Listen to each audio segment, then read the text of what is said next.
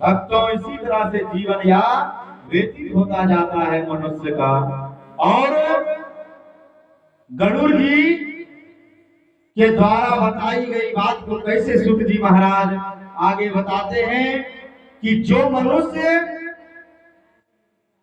धन और मान के मद से चूर है, असुर शक्ति को प्राप्त करता है,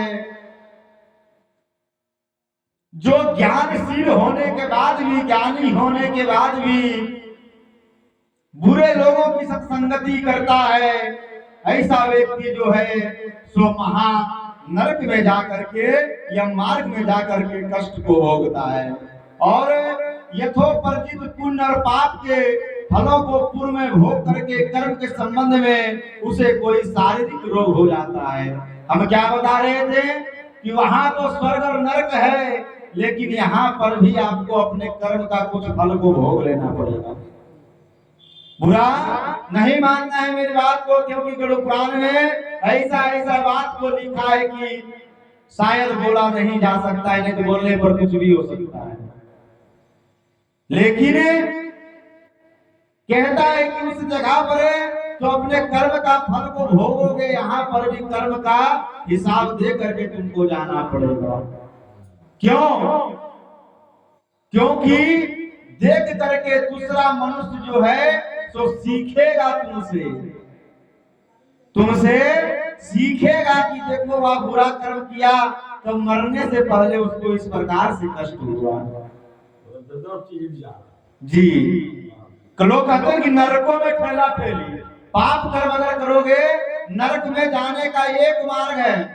चार दिशा है ना हम लोग का, चारों पूरब पश्चिम उत्तर दक्षिण, लेकिन पापी जीव को जाने के लिए गरुड़ पुराण में बताता है कि यह मार्ग में प्रवेश करने के लिए धर्मार्ग के दरबार में एक ही दरवाजा है।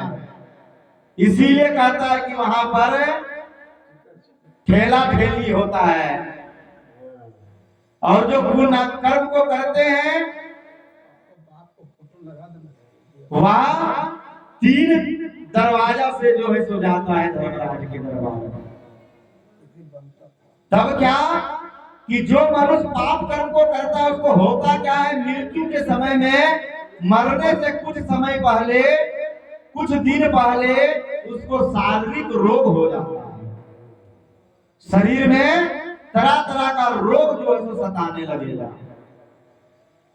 और क्या कि आधी मानसिक और व्याधि से युक्त जीवन धारण करने की आशा से उत्कृष्ट उस व्यक्ति जानकारी के बिना ही सर्प के भांति बलवान काल उसके समीप आ पहुंचता है।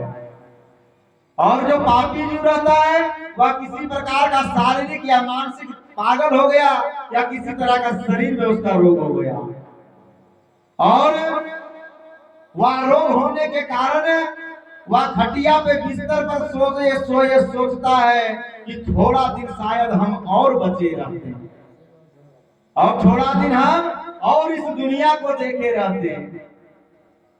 लेकिन गरुड़ पुराण में देखिए बात आता है कि बिना जानकारी के, बिना जाने हुए वह जानेगा भी नहीं कि हम मरने वाले हैं। और सर्प के भांति जिस प्रकार से सांप नहीं देखते हैं ना, और अगर क्षण भर के लिए आपका नजर इधर उधर गया तो सांप जो है सो भाग जाएगा, कहीं छिप जाएगा। उसी प्रकार से बिना जानकारी के काल सर्प के भांति या आत्मा शरीर को छोड़ देता है।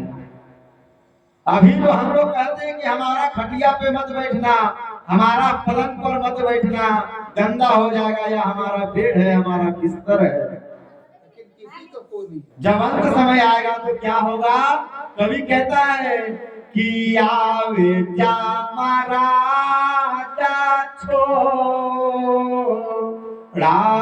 नागरी, जब के दूत और जमराज जब आएंगे तब आपको इस नगरी को छोड़ करके जाना पड़ेगा। और क्या होगा? अभी जो कहते हैं हमारे घर में, हमारे कमरे में मत घुसना, उस समय क्या होगा कि आवे जा महाराजा लंगा चढ़ी बैठे, आवे जा महाराजा आएंगे और बिना आपके इजाजत के आपके बिस्तर पे चढ़ करके बैठ जाएंगे। वह सबको नहीं दिखेंगे, उसी को दिखेंगे जिसको वह लेने के लिए आए हैं।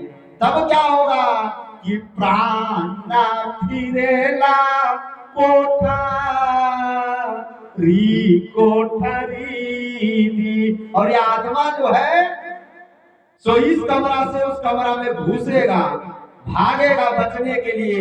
इसके लिए कहता है कि प्राण फिरे ना कोठरी कोठरी दी। उस समय कोई साथ देने वाला नहीं है मनुष्य का। बोले कृष्णचंद्र भगवान की, विष्णु भगवान की, श्यावर रामचंद्र की।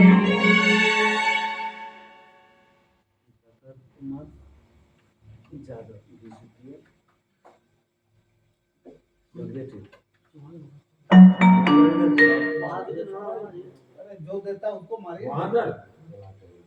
बोले श्री कृष्णचंद्र भगवान की। क्या नाम?